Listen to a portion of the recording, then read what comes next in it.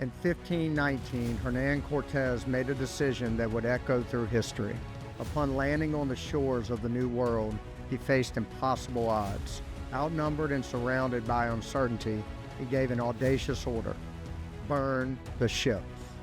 With no way to retreat, his men had one choice: fight to succeed or die trying. And they did succeed. Cortez's story isn't just about conquest, it's about commitment. It's about making bold decisions, eliminating excuses, and going all in on your vision. Welcome to Burning the Ships, the podcast where we explore what it means to take risks, push boundaries, and refuse to look back. I'm Jason Seward, your host, and each episode we'll share stories, strategies, and insights to help you tackle your challenges head on, overcome obstacles, and make your own history. This is Burning the Ships. Let's get started.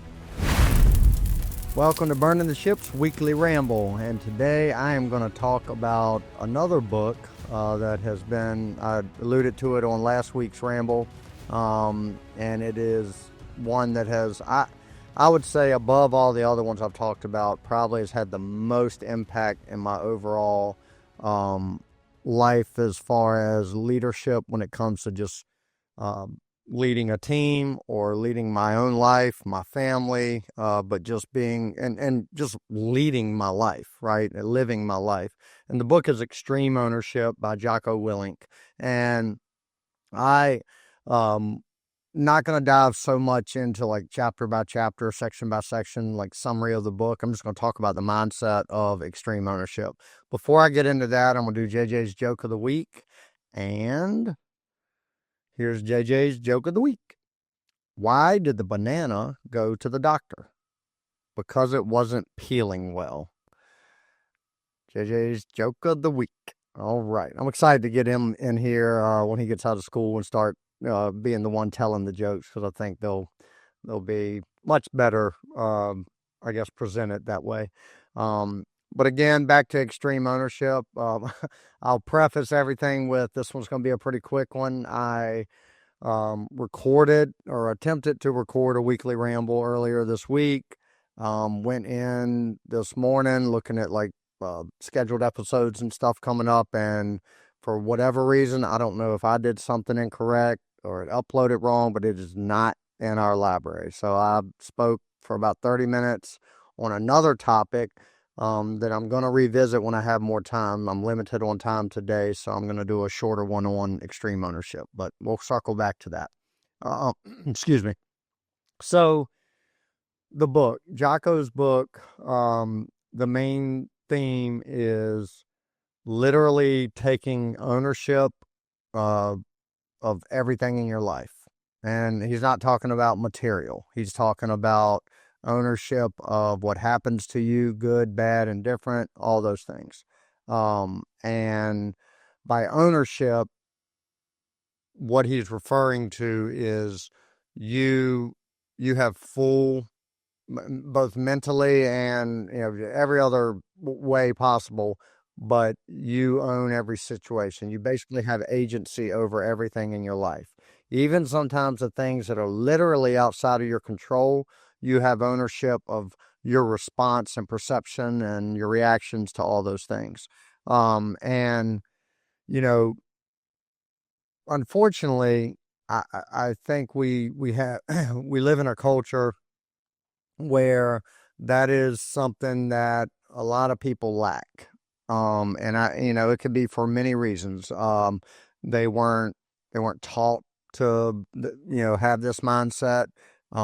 They were raised in an environment or cultivated in an environment of, people complaining, making excuses, pointing fingers, things like that.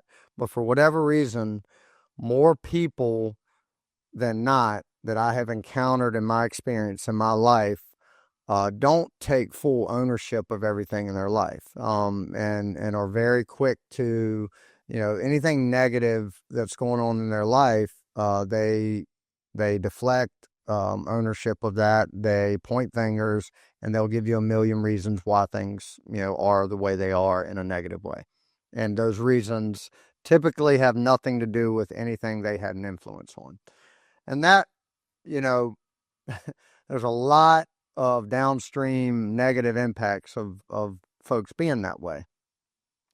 Number one, individual to that person, and I'll use myself for an example. If I chose to handle most things that happen negative to me with my first reaction being, oh, let me figure out whose fault this is. Let me figure out a way to place blame. And, that's just wasted time and effort trying to figure those things out.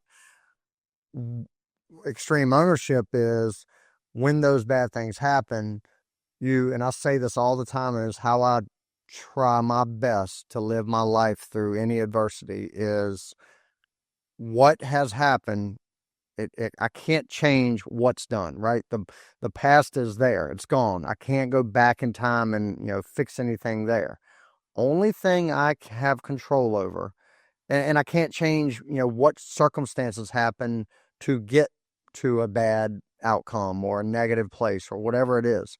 But the only thing I control is literally this second forward and how I'm going to either um, influence the situation, whatever the situation is, how I'm going to correct it, how I'm going to be resourceful and, collaborate with others if needed. But none of that time and focus is going to be on why did we get here? Now, there is a time and place to kind of do like an after action report and really dive into like, okay, let's look at some potential mistakes that were made along the way and let's see what we can do to correct those moving forward. And that's being proactive. So you're not blaming anybody there. You're just dissecting it and saying, okay, some mistakes were made, obviously, to get us into this adverse situation.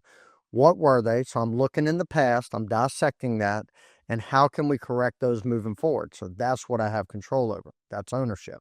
Um, so some real life examples of this, and I shared this on a podcast. I don't know, it's been several months ago, but like a real estate deal, one of my very first flips. Oh, actually, I was a guest on somebody else's podcast and I talked about this deal, but it was my very first fix and flip property. The first house I bought to fix up to sell it, right? I bought a bunch of rentals up to this point, but this one was fully intended to flip. Went through the process, all the numbers made sense. I bought it, all my rehab, I hit all my budget numbers. Everything was perfect until it went to sell and the buyer got an inspection done, which is standard, and discovered a bunch of crawl space issues that it's a long story. Not going to get into it. I can point a lot of fingers, but at the end of the day, we got to that place on that deal because of things that I neglected, things that I overlooked, things that I tried to get in a hurry on or to go quick with when I shouldn't have. And again, that's a whole nother podcast in itself, but the net is I was set to gain about $50,000 in profit on that flip. And because of this big mistake I made, it wiped out all of that profit. And I think I ended up losing, I ended up basically breaking even. I think I lost a couple $100 once it all netted out on that deal. So while I didn't necessarily lose 50,000, I lost, I was projecting to make 50,000 and all that went away in one inspection. So the reason I bring up that example, and I'm not going to get into all the details again for the sake of time, but that was an example where I had a choice to make. I got the results of that inspection report. I got the news that the buyer was backing out, breaking the contract. We're not breaking it, but boarding it because of the inspection issues. And I knew I had a problem on my hand. Now, what could I have done? And I think a lot of people, their default is, how the hell did this happen? What happened? Let me figure it out. Who can I go scream at? Who can I go yell at? Who caused me to get in this situation? Blah, blah, blah. All that is well and good. And I maybe spent 5 minutes in that mindset. And then I realized, like, it's not going to be fixed, right? I mean, in some cases, there's legal actions that can take place that you can probably spend some time and energy on to help you, rectify or mitigate the mistake that was already made if it was indeed somebody else that led to it. But it wasn't the case here. Like, I had some fingers I could point to, but I didn't oversee those things, or some people I could point fingers to contractors and things like that. But I overlooked a lot of things and didn't watch it and manage the project as closely as I should have. That 100% fell on me, and I accepted that within less than 10 minutes of finding out this news on this deal. So what did I do? I did not at all think about it anymore. I went straight into, okay, this sucks. Let's figure it out. Get on the phone with my contractor. We come up with a plan. Takes a few months to rectify all the issues or, fix them, and back on the market. It sold. Everything worked out. Now, there's two different outcomes that could have happened there. All right. One, and I'm going to stick to this example for a minute. One, like I said, I could have gone into the mode of, how did this happen? And I eventually did that. Like, I reflected on the moves I made and the lack of good choices I made or decisions I made during that process, so that I could bank that, store it in my memory, and bank it with experience and not make those same mistakes moving forward. But I also could have looked at it like, all right, the original inspector should have caught this. I got a clean, bill of health on the house and the crawl space, minus this one little section that he could not access, and I told him not to worry about it, right? So, like, being a finger pointer in that situation, I can say he should have caught that. He should have gotten under there. Well, realistically, I told him not to worry about it. So a lot of people would stop there and blame him, right? He's the inspector. I hired him to be the expert. He should have known that. He should have advised me to go under there, and then create conflict with him. Like, I had no, it was in an email that he sent, like, no, it was a text message. Do you want me to go in there? And I told him, no, don't worry about it. We're good. If the rest of it looks good, let's roll. And so I had no legal leg to stand on, and nor would I have wanted to, because I made that decision, right? I was the one that did it, and that was my mistake. And then there were some other issues along the way that I didn't do good enough due diligence on this property, and a couple variables that were involved with it, and it ended up costing me money. And again, I could point fingers. There are legitimate cases to be made where I could, I had a contractor during the middle of it, literally just abandon the job. I couldn't find him, I didn't hear anything from him for like 2 weeks. I'm trying to hunt this guy down, and never had any more communication with him. He just ghosted me. I still to this day don't know where he's at. And so that caused delays. I had to get somebody else in there. Thankfully, they fixed a few of his problems and, so forth. But I didn't spend any time sulking in the fact that this contractor abandoned me. I should have done a better job vetting this contractor out. Had I done that, since then, I've talked to several people that have used him in the past and had a similar experience. So all I had to do was make some phone calls, do some vetting, and check references, and that's on me. Extreme ownership. So I accepted that for what it was and moved on. As far as, like, from a leadership standpoint, so when I read this book, I was a manager, an agency manager with my previous company, and I had a big team under me of sales reps, sales agents, and admin staff. And one thing that when I read this book, I was, hot and heavy in that career, and just trying to be a better leader, looking for every resource I could to do that. And this book really gave me a new perspective on how to lead a team, how to lead people, and how to be the one, like the rock that everybody is looking up to make the hard decisions, to be creative and come up with different, strategies and things like that, depending on what we're working on. But the extreme ownership piece of it is, I took on the mindset of, at the end of the day, my name is on this agency, the Jason Seward Insurance Agency, under the Farm Bureau umbrella. And I took literal agency over that. I took pride in the fact that everything that happened, whether it was with a client whether it was a bad claim, whether it was hiring a new employee, having to deal with difficult HR situations with employees, stuff like that. It all was under my name, the Seward Agency.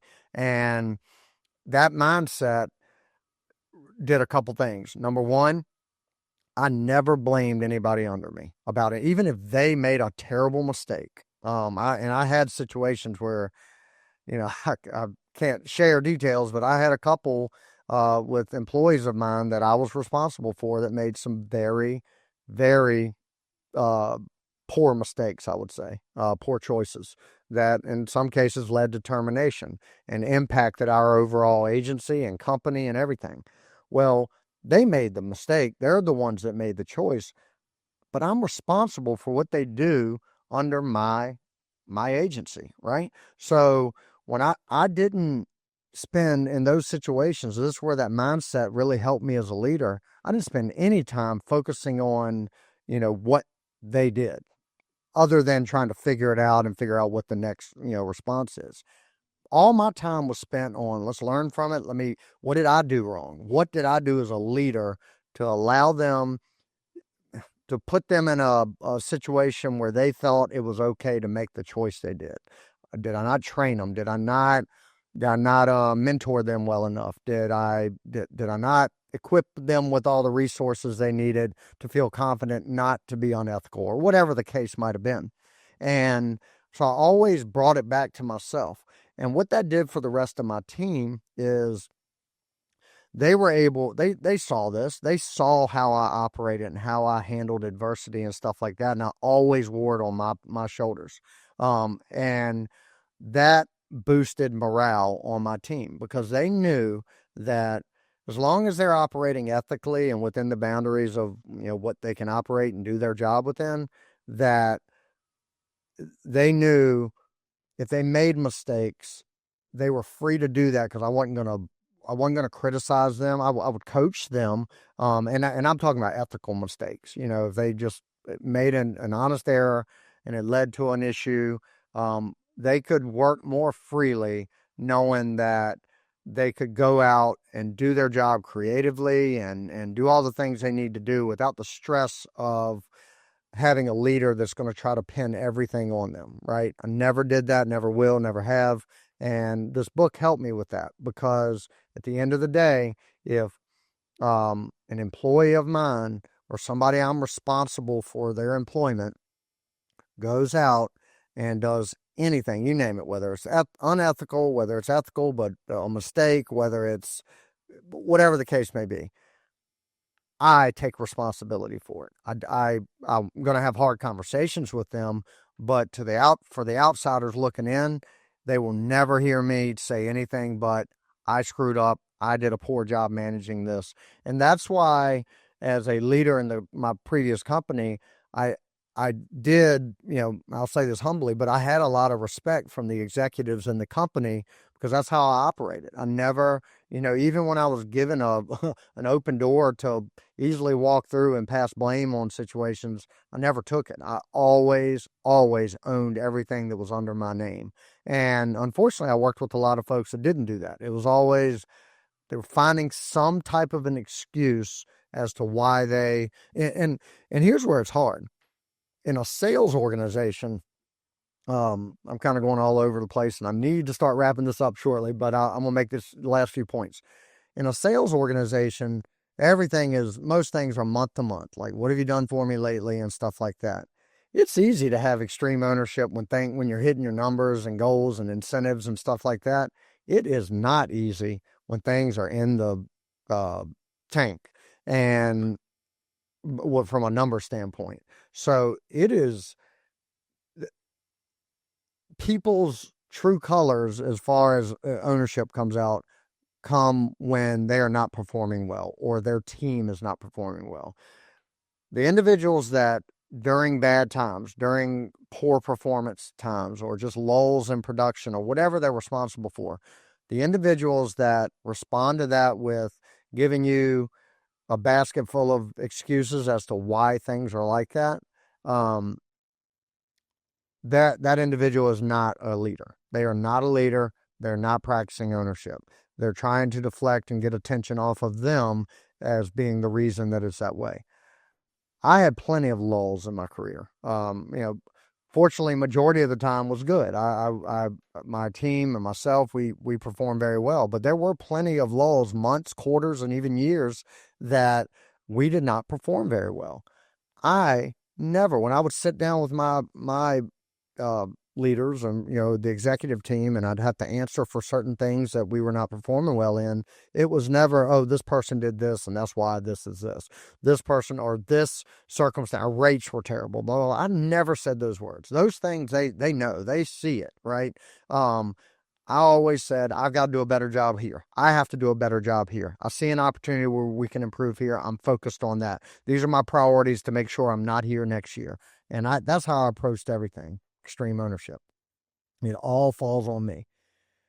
I also do that, and this book really gets into like practicing this in business and life. But in life, it's the way I choose, and really the folks I tend to surround myself self with choose to operate, and that is we got full control of everything, right? Nothing that happens to us can take ownership of us, right? Can take over or impact what's truly going on with me, what in my brain and my heart.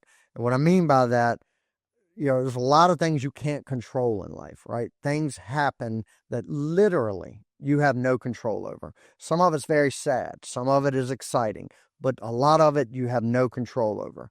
The ownership piece is realizing that, recognizing that, and then immediately when those things happen, you take control. That's when you have control. When things happen, or planning for, things that might happen, and having a plan B and C and D in place for things that could happen. You can control all that, but what actually happens if I'm looking out the window right now, my truck is sitting there parked on the street. If somebody right now, and watch it happen, but somebody slams into my truck right now while I was parked on the street, did I have any control over that?